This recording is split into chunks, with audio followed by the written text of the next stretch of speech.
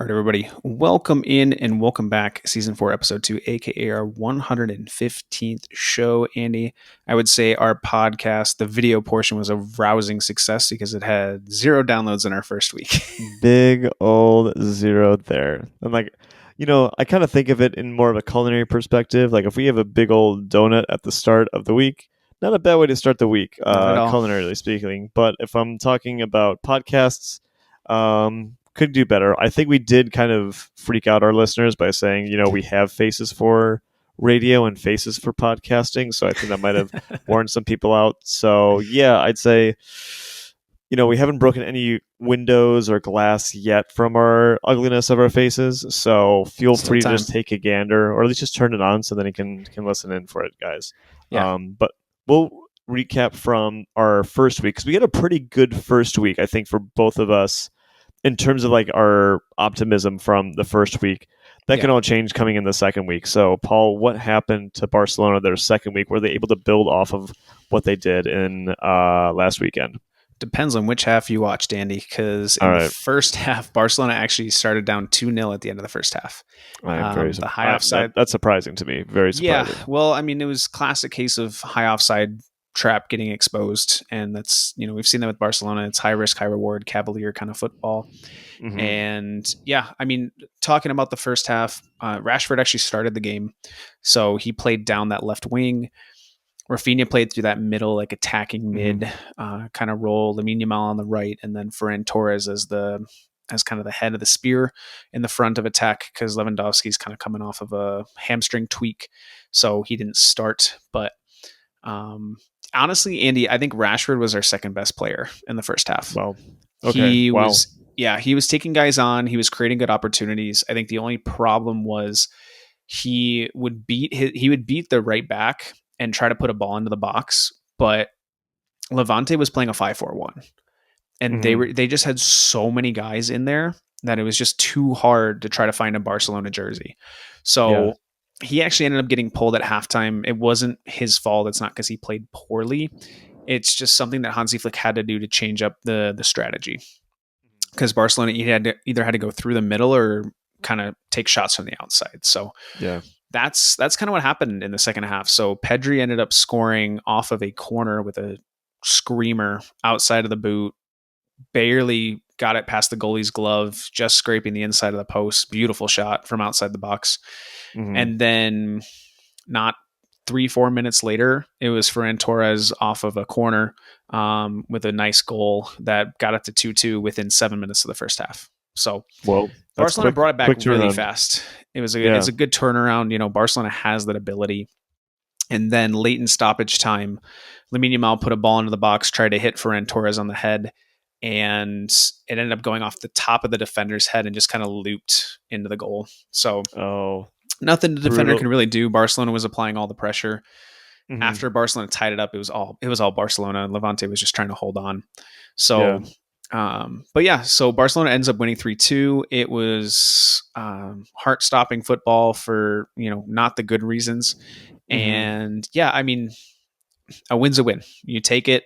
You hopefully learn from the first half, move on in the second half, and kind of build off that performance. And I mean, it's a good result, not a great result, but a win. Like I said, a win's a win. They count all the same by the end of the season. So I guess, do you have any concerns with how they played in that first half? Because usually coming off in that first half, like a little starting slow is not a great indicator always. So I guess, do you have any concerns, or do you feel more confident that when flips do happen, you're able to overcome them? No, honestly, I don't mind how we played in the first half. Like, we were creating chances, and that, to me, it wasn't just us passing the ball around and like just putting balls into the box and not getting anything out of it. We were taking chances. Rashford was really affected down the left side, like I said. So I liked Rafinha playing through the middle. I think it makes Barcelona really dynamic. It just didn't work against the 5-4-1 that Levante was playing. And that's okay. It's just that kind of formation or what Hansi Flick tried isn't always going to work, and that's okay. But honestly, I was disappointed in Lamine Yamal because his two poor plays from him, Andy, Mm. resulted in counterattacks for Levante that led to both of their goals. Mm. And cheap giveaways, trying to do too much when you being surrounded by too many defenders led to these counterattacks and led to Levante's goals. Yeah. And I think that's a place that he really has to mature in this year. And, because he's very skillful, but I think he has to recognize when he can take on a defender and when he can't, and knowing when he makes a mistake, what that's going to turn into for the opposing team. I think that's something Yeah. that he really has to grow into and get better at. Yeah, because I feel like that could always be something that they're going to target. Obviously, just as a young player, right? Like kind of like almost first year as a good player. I feel that a lot of the times people just don't know you and they don't know what that player can do. So they're Yeah. kind of just like during the headlights, they don't know what to expect. Then second, third year kind of rolls around. Defenders kind of have a plan for you. And Mm-hmm. so, or have developed a plan, or a team has developed a plan for you. So I think it's going to be interesting how they're going to develop, how the rest of the league is going to develop that plan against Lamine and how Lamine is going to do that. So I think it just makes every year just a little bit tougher, but that's kind of what he needs for his own development. And I do think I think he will find that. I think it's just going to, we're in that stage now where, if he's going to be a little bit more wasteful, is he going to make those changes so that he's not wasting, or does he make those changes to say, you know what, I'm not going to try to push, I'm just going to recycle it at this time to get my team get bodies behind the ball and get ourselves Yeah. set up to make an attack. Yeah. Yeah, for sure. So, yeah, long story short to your question, I didn't mind it. And I think it's always better when you play better in the second half than the first half, because that's Yeah, momentum that you can use. When you for play sure. worse in the second half, I feel like it leaves a bad taste in your mouth and kind of carries over more to the next week. So Definitely, yeah, yeah. I think it's easier to kind of build on in the second half of knowing just a crescendo from that. Definitely, yeah, definitely. Because I wish you could say the same about United if you want to transition to them yeah, if you're good. absolutely. But so for us, it was ended up being a 1-1 draw at Fulham. Um, with us not scoring yet, not getting on the score sheet yet because our goal was labeled a own goal. Oh man. But yeah, so started really brightly. Honestly, I think there was like a 15 to 20 minute period in the first half where Mateus Cunha was everywhere, causing so much chaos, and really could have maybe should have had a goal in one of those because we created some great chances there, and he created some great chances through his runs and just his positioning there. So one went off the post that he was able to flick in, and any other day you're hopeful that goes in. Mm-hmm. But anyway, that started first 20 minutes, no goals. Fulham grew into the game, got into the second half. We uh, got into the lockers, happy to be where we're at. I think we were definitely the better of the two teams at that point. Second half rolls in. We get a corner and score off of a corner from Lenny Yoro's head, who hits off of a Fulham defender and goes in. So we're up at that point. Fulham start turning on the screws, I think, a little bit more, start putting us under more pressure, and it seemed like we just kind of wilted from it. I think it was first time like holding a lead, and some of, I think, our play that we saw last year kind of crept in. I think a little bit of the confidence started to go away. I think the defense and midfield, I don't think we're in sync. And I think even Ruben had said this, that in the second half, it seemed like we forgot how to play football and we forgot to play our football. So that, and around this 20 minutes after we had scored, Emil Smith Rowe is able to have some nice connection play with his Fulham teammates and puts it past Altai Bayandir for 1-1. And from that, game kind of limped into the end. And yeah, we're ending that with a 1-1 draw at Craven Cottage. So Okay. a little bit So of a little bit disappointing, but hey, we've got points. I'm trying to keep it positive because we're still trying to advance, and we started out well. So kind of like you were saying, just trying to find those positives Yeah, with our positive start. sure. So, question for you: I saw a clip of the Bruno Fernandes penalty. Yeah. I saw the issue where he was backing up and the referee was trying to get in the spot to kind of view the keeper and view the shooter, and ended up bumping into Bruno Fernandes, and it kind of caused this whole thing. Yeah. I kind of wanted to hear your thoughts on it. Yeah. Do you think the referee was in the wrong? Do you think Bruno Fernandes should have gotten over it a little bit quicker? Do you think it put him off? I kind of wanted to hear your thoughts on this. Yeah. I guess for me, like the penalty, it kind of became in my head. It kind of became a ball don't lie situation. Okay. So how it started was from this check that I think was just incredibly late. So it was a corner that came in, and I forget the defender's name for Fulham, but essentially just like hip checks and throws Mason Mount to the ground. And at the time, it's not called. Nothing's called. Play continues, and play goes on for like 2, 3, 4 minutes while VAR is checking. And so until the ball is kicked out, they don't call over the referee to go and view this penalty. Mm-hmm. So I think that's just kind of weird to say, like, okay, you're going to play for 4 minutes and then go back. Because my question is, what happens if Fulham scored there? Like, Right. does that goal count? Does that goal not count? If the referee isn't able to go in and say, hey, there's a penalty, is it all of a sudden, is it in that scenario where hypothetically Fulham scores while we're waiting to get this penalty check? Does it go is it 1-0 Fulham? Is it 0-0? Like, what happens to that goal? Sure. So I think that's a thing that has just kind of popped into my mind for that. So there's controversy there. Controversy in that, that kind of pushing and shoving got called when last week there was, some pushing, shoving against a goalkeeper that wasn't called. So I thought in general, it was just like, you're getting into an issue of like, now you have to be incredibly consistent over something that's hard to be consistent on and call. Yeah. So that's kind of my opinion. In terms of what happened with then the actual penalty itself leading up to it, I think that definitely throws off Bruno, and I can completely see from a player's perspective, when you have your run up, when you have your certain like set up, how important it is to have that. And if you're thrown off that can completely change just a little bit of the focus. At the end of the day, Bruno still misses the penalty. And Bruno actually, I think, doesn't have the best record against Fulham on penalties. Mm-hmm.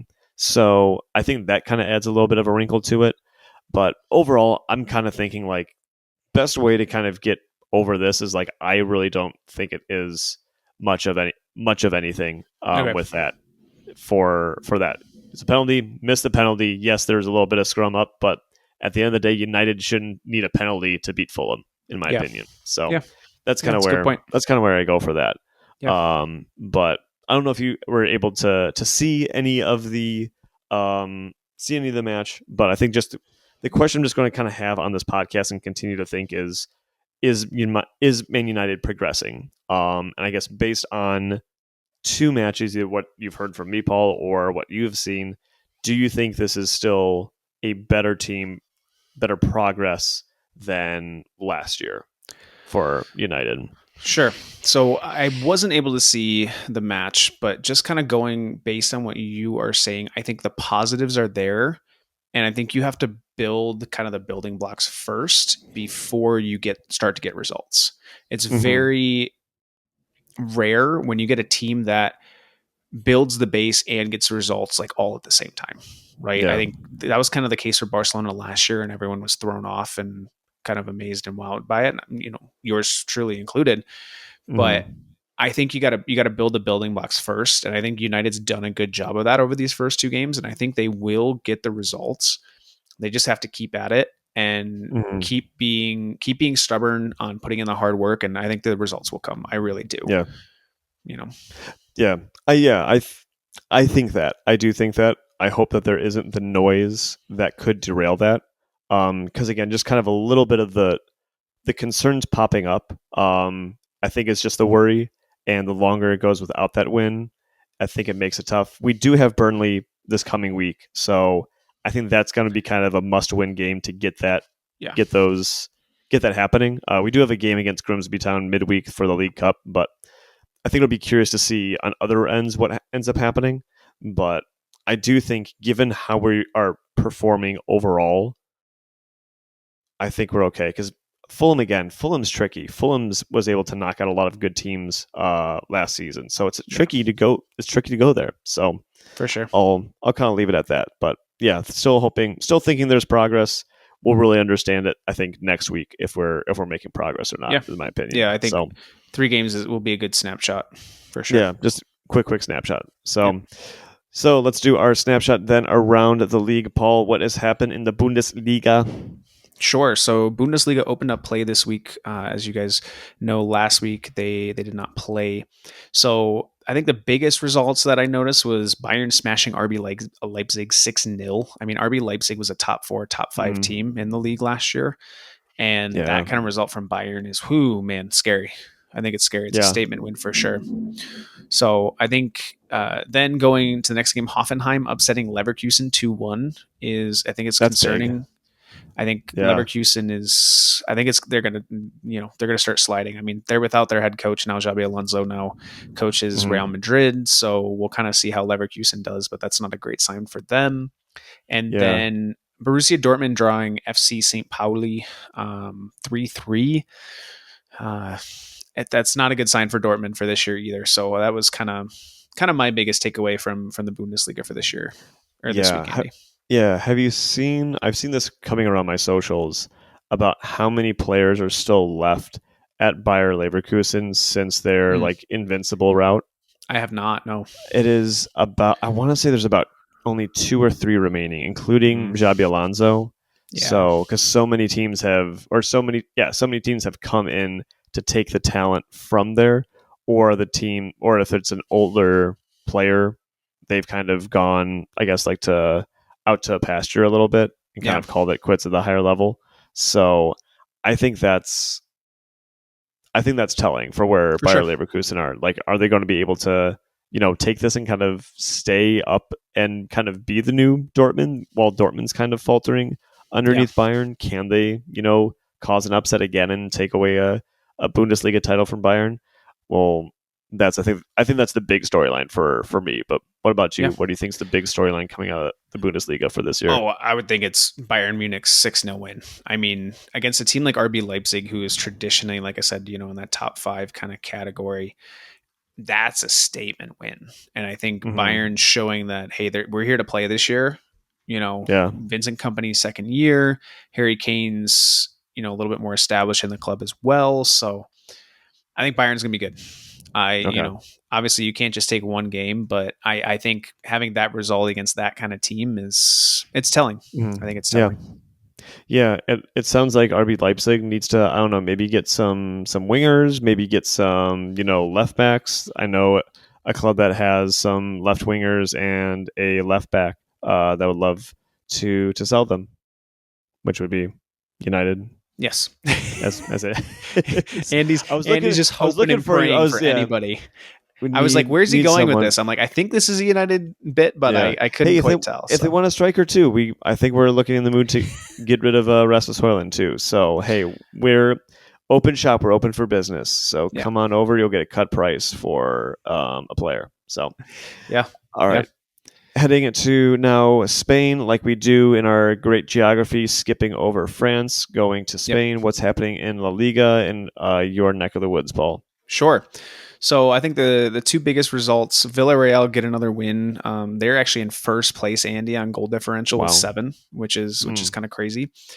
Real Madrid got over Oviedo 3-0. So they're tied for first as well, just behind Barcelona. And then Atletico Madrid, Andy, were only able to equal Elche 1-1, which basically means they have 1 point through 2 games this year. Dang. Which for a club of their caliber is not good.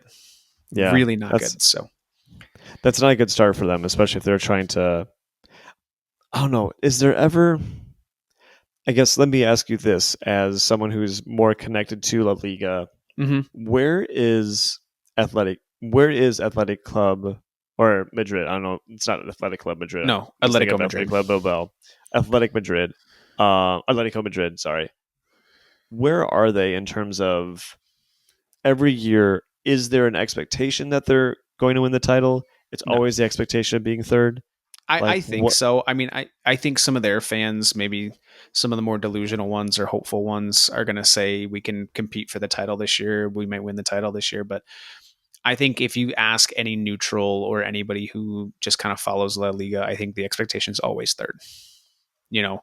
And if they have a Yeah, really good year or are able to get lucky here and there, a second, maybe be in the running for first by the end of the year. that's gotta be tough to Yeah. be like a fan of. Like you're just like your highest you can hope for is third. That's Yeah. really, oh man, that's Yeah. brutal. Yeah, and it's tough for them because they have 1 point and they're 5 points behind the leader already 2 games into the season, and you haven't played tough competition. You Yeah. played Elche, who I believe Elche is up this year from the Segunda División, Hmm. and you had Espanyol, who barely stayed up in the Premier Division the last year. So it's not like Dang. you're playing like these. It's not like you played Barcelona and Real Madrid in your first 2 games. Yeah, Like, they're really dropping points then. So yeah, yeah, I don't know. Well, it seems like too that at least the rest of La Liga is getting better. Like there doesn't seem to be as much. There still is the chasm between Real Madrid and Barcelona, or Real Madrid, Barcelona, and the rest of La Liga. yeah, I for sure. think there's always been that Yeah, chasm. But there was a time where it did seem like Atletico Madrid was sometimes in the talking and like was getting into that conversation. So it was like a three. But I don't feel like now. I don't. It seems like that's just not the case now. Like, yeah, I just don't feel that's the case now. Is that the general consensus for La Liga? You think, or yeah, I think so. I don't know what they're lacking exactly. I think they have the talent. I don't know if it's the mentality. I don't know if it's the managing with Diego Simeone. I mm, don't know. It's it's one of the cases where you feel like they have the talent where they can compete and contend with with Barcelona, with Real Madrid, these other top clubs in the league. But I feel like they're mm, always a day late and a dollar short, for lack of a yeah, better term. yeah.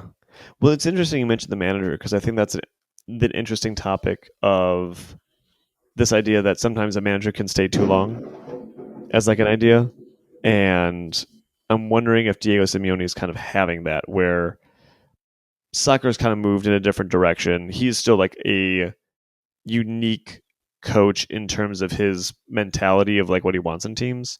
Yeah, Do you think for Atletico Madrid they might want to start thinking about going for a different manager just to switch it up and maybe that causes a change in their fortunes? maybe I don't think you want to piss off, Diego Simeone and with him and his history at the club, both as a manager and as a player, starting to look for people. I Mm-hmm. If you start looking with the ideas, who are you going to get that could get you to that next level, right? Mm-hmm. It's tough. It's a really tough Yeah. situation to be in because it's a catch 22. I think you're darned if you do and you're darned if you don't. You Yeah. know, because you're trying to make little small perfections to be able to get into that second or first spot in the league, but the flip side of that is you have you do a terrible job. You destroy the morale. You destroy the ability for the team to play as a cohesive unit. And now you're Mm-hmm. looking outside the top five and outside of European football. Yeah. So Yeah. That's true. it's That's true. it's a hard situation. I don't know. I think if you finish third again this year and maybe even the year after, then maybe if you want to, but it's a really hard situation to be in because you have to be leaps and bounds better, I think, to be able to best Barcelona and Real Madrid across the entirety of a season. Mm-hmm. Yeah. Yeah. Well, and if they're in the top three, top four, that gives them the chance for like European glory. So Yeah, like if they're exactly. in the Champions League, because that's what I remember, seeing them first is in the Champions League having a all Madrid like Champions League final. I Yep, think Real Madrid ended up winning, it but did. still like that's kind of where you can kind of get your get your fix if you're a Atletico Madrid fan. Yep. So, yeah, Yeah, it's in, tough, but we'll have to see how that progresses. And yeah, tough spot if you're an Atletico Madrid fan for very sure. Andy, I'm very much interested so. in hearing what happened in Italy in Serie A and Serie. Is it Che? Yeah, there would be Che. Yeah. Che. Okay. Yes. So in Serie A, the opener, we had Inter, Napoli, Como, Roma, and Juve all win on the opening week. Uh, Greatest thing about the start of Serie A is it means Scott McTominay is back. And guess who opened the scoring, scored the first goal of the Serie A in 2025? None other than, I think, who should be the player of the year, Scott McTominay. Oh my gosh. Yeah, he should get the Ballon d'Or. Oh my I'll gosh. hear it first. He's on the short list. He's on the list. It can happen. It could. I Will it happen? Most likely not. But hey, who would have a better year than Scott McTominay? I don't even think like if Lamine Yamal won it, he would have as good of a year feeling wise as Scott McTominay would. That's As a fair. I feeling. mean, you could make a point for Rafinha. I mean, Yeah. the dude came up from the slums of Brazil, Mhm. playing in these money matches where sometimes people are killed if they don't perform, and like just to scrape enough money by it for him to continue to play in some of these clubs and stuff to get the chance to go to Europe. Mhm. So I mean, it's a good story either way. Rafinha or Yeah. Scott McTominay, it's a great story Yeah. either way. Yeah, I don't think Scott McTominay was necessarily he definitely wasn't playing in the favelas. I can tell you that just No. because he's Scottish, but he had to probably avoid some wee forearm smashes in the way. But also he grew up in Manchester United system as well. Yeah. So, Yeah. he's still fighting in Manchester. But Yep. yeah, I think Rafinha would probably would make a better movie story. Yes. Yeah. But I'm just how much of a homeboy I am I know. for Scott McTominay. Yep. So Yep. yeah, mostly because I'm just trying to get him to listen to the podcast. So yeah, good luck with that. yeah, like that's ever going to happen, right? Yeah. Yeah. Anyway, and so I think that's kind of the big thing. Obviously, I think what's going to be interesting as it pans out is Napoli going to be able to continue their dominance that they had last year? Will they be able to outlast Inter? I think the big storyline is how do Napoli progress now as not just a Serie A and defend the Serie A Scudetto, but can they make inroads into the Champions League? Can they get far, win a Champions League potentially? That would be, I think, next level, because I don't know if they won it with Maradona. I don't think they've definitely haven't won it since Maradona. I don't think so. I think that'll be an impressive achievement if they can build from that. Heading in, skipping over Serie B, going to Serie C with my my favorite team of Cosenza. They traveled to Monopoly. Yes, Monopoly. It's so good. It's so good. It's great, and ended up tying 2-2. So, story of the game: Cosenza went up in the first half. First half ends where they've given up a goal, so it's at 1-1. Then second half, Monopoly gets their second goal, and to kind of finish off, Cosenza evens up the scoring, so all honors are shared with 4 goals in the match. I think just in general, always nice if you can nick a draw at an away match. So I'll take that as a little bit of a win for Cosenza there, but we'll keep close eye on that. Would you say that everybody passed go and everybody collected $200, Andy? I think everyone, yeah, I'd say everyone, yeah. I think people, honestly, what probably happened is like they landed on free parking and there was just no money in free parking. So they all got there, but honors are shared. Everyone had the opportunity to get it, but yeah, that's how I'd say it. But I don't know if they've collected $200 yet. But I like the idea. If we get the win, then if we beat Monopoly, we would definitely have passed go and collected the $200 for sure there. Yeah, that's fair. Yeah. So, Paul, we'll kind of check or finish the vibe check by going back to the Premier League, and talking a little bit about the other teams that rounded out the weekend. Sure. So, what were your kind of highlights from that?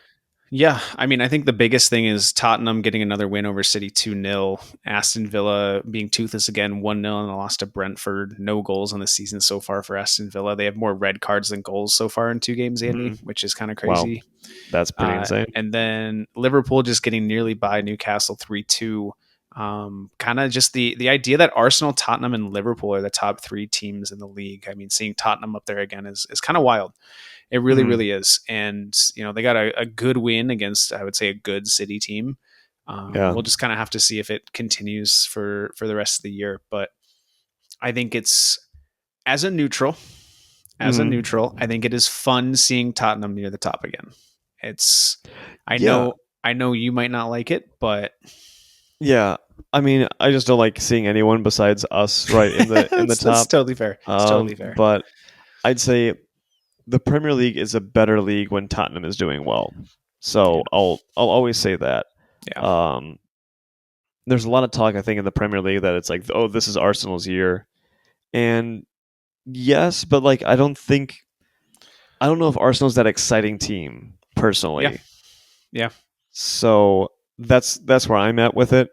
Um, Liverpool, I think, is the other favorite in there, but their past 2 games they've had to get late goals to kind of Yeah. win it, and they've shipped, geez, now five is almost 5 goals, right? No, 4 goals then in the past 2 games. Hmm. Because what was it against Bournemouth? Was it 3-2 against Bournemouth, or was it 4-3 Let's against see. Bournemouth? It was 3-2 against Newcastle, and it was 4-2 against Bournemouth. Okay, so still you're shipped 4 goals in 2 games. Um, I don't think that's going to cut it for the Premier League. So Yeah, hey, if they're still getting points, they're still getting points. exactly. So as long as they're doing that, and I think it's more exciting. So I think that'll be, in terms of matchups, I'd probably, if I'd say maybe too early to call, maybe Liverpool. I don't know. Who would you have as like your too early to call for the Premier League? Uh, gosh, I mean, I don't want to put any money on Tottenham because you know how they go, and Hmm. Arsenal start on top but always finish second, Yeah. and you know. It's a tough one. Here's the thing. Liverpool, I think once they get kind of over the Diogo Jota hump kind of thing of the emotional side of that loss. I think once they kind of get into the nitty gritty of the season and can kind of put their foot down a little bit, I think they're going to start finding better form. Hmm. I think it's hard for some people to really know or understand how much of a loss that is to lose somebody who's like a brother to you, like a son to Hmm. you, and all of that. It's more than just the performance. It's more than just losing the person on the field. Like it's an emotional and mental loss as well. So Hmm. I think I'm gonna go Liverpool just slightly ahead of Arsenal. Yeah. Yeah. Yeah, I think you make good points there with how integral that is, because I think these people. I think you saw it from the end of the last match in Liverpool, where you're seeing Mohamed Salah like cry, visibly crying yeah, after the match, because right, like these are people that like you spend so much time with as a team. You yeah, spend more time with your teammates than you do with your families. yeah. So I think that's the big thing, and that's very jarring. Hmm. Um, and not even having right that ability to know that he's in a different league, and you might be able to like link up with him like after a match or something. So yeah, I think you've hit Yeah, hit the nail on the head there. Of once they've kind of found out how they're going to have their story shaped by that, and how they're going to carry that on, I think that'll then you'll see a really I think you'll see a really strong Liverpool side, yeah, personally, yeah. for that. So, well, I think that wraps up the league's or the vibes around the leagues there. So we get into our favorite segment of super subs and super duds. Paul, tell me your super sub.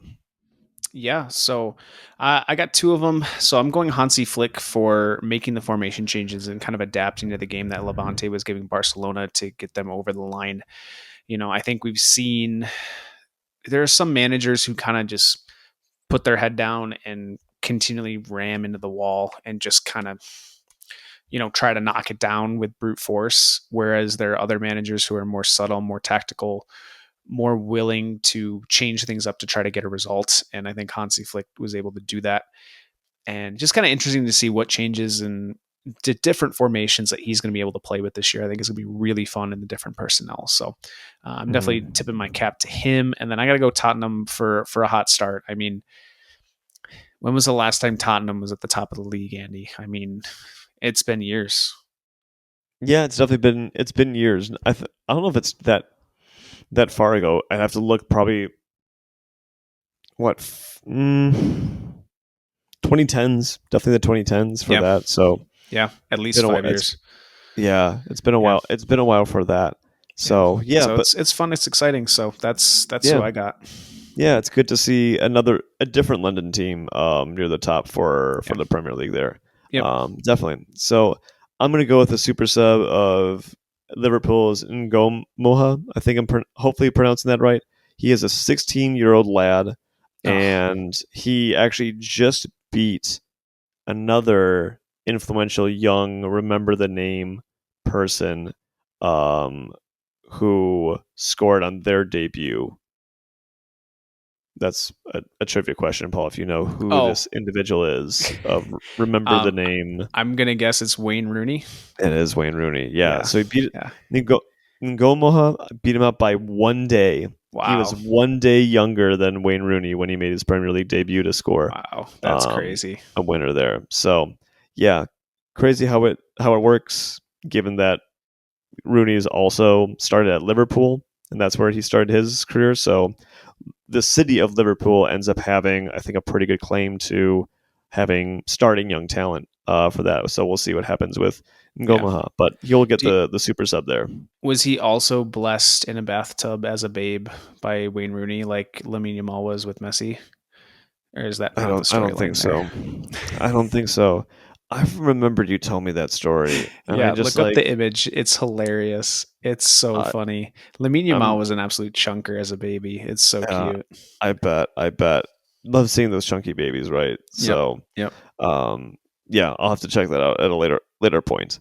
Yep. But yes, that's who we have as the super subs. Paul, who is your super dud?